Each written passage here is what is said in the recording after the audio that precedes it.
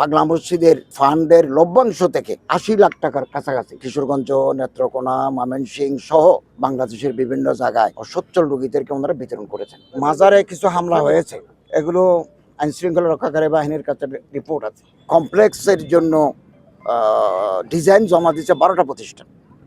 রাজশাহী প্রকৌশল বিশ্ববিদ্যালয়ের একটা এক্সপার্ট টিম পরীক্ষা করে একটা প্রতিষ্ঠানকে ওনারা মনোনয়ন দিয়েছেন। আশা করি জেলা প্রশাসক মহোদয় এবং কমিটি অতি সত্বর ওনাদেরকে কার্যাদেশ দেবেন এবং কাজ শুরু হয়ে যাবে। আমি আশা করছি অন্তর্বর্তীকালীন সরকার যতদিন আছেন নির্বাচনের আগ মুহূর্ত পর্যন্ত এই সময়ের মধ্যে আমি নিজে এসে এই কমপ্লেক্সের ভিত্তি স্থাপন করতে পারবো, এটা আমার প্রত্যাশা। অনেক কাজ এগিয়ে গেছে, কেবল আর একটু গতি সৃষ্টি করা দরকার।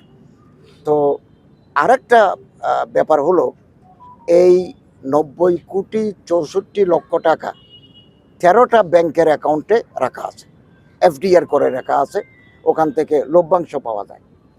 তো ইসলামিক স্কলার মুফতি সাহেবদের পরামর্শক্রমে লভ্যাংশের টাকা মসজিদে আবার খরচ করার বিধান নাই, এটা দিতে হবে গরিব, দুঃখী, অনাথ, অসুস্থ, অসহায় মানুষদের জন্য। ইতিমধ্যে ২০২৪-২৫ অর্থ বছরে পাগলা মসজিদের ফান্ডের লভ্যাংশ থেকে প্রায় ৭৯ লক্ষ টাকা, ৮০ লাখ টাকার কাছাকাছি, প্রায় ৮০ লক্ষ টাকার কাছাকাছি ওনারা কিশোরগঞ্জ, নেত্রকোনা, ময়মনসিংহ সহ বাংলাদেশের বিভিন্ন জায়গায় যারা ক্যান্সারে আক্রান্ত, যাদের কার্ডিয়াক অ্যারেস্ট আছে, যারা প্যারালাইসিসে আক্রান্ত, এ সমস্ত রুগীদেরকে, অসচ্ছল রুগীদেরকে ওনারা বিতরণ করেছেন।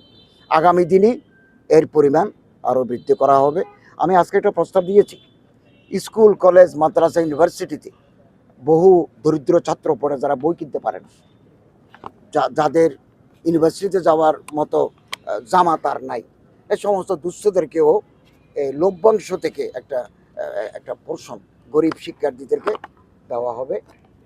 এটা একটা বিরাট কাজ, বাংলাদেশের ইতিহাসে এরকম একটা মসজিদ কেন্দ্রিক এখানে আর কাজ পাগলা মসজিদের মতো অন্য কোথাও হয় নাই।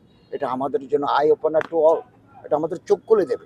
বিভিন্ন জেলায় এরকম মাজার কেন্দ্রিক, মসজিদ কেন্দ্রিক যত স্টেটগুলো আছে, ওখান থেকে আমরা লভ্যাংশের একটা অংশ, লাভের একটা অংশ আমরা গরিব, দুঃখী, অসহায়, অভাবগ্রস্ত মানুষকে সহায়তা করতে চাই। মাজারে কিছু হামলা হয়েছে, এগুলো আইন শৃঙ্খলা রক্ষাকারী বাহিনীর কাছে রিপোর্ট আছে।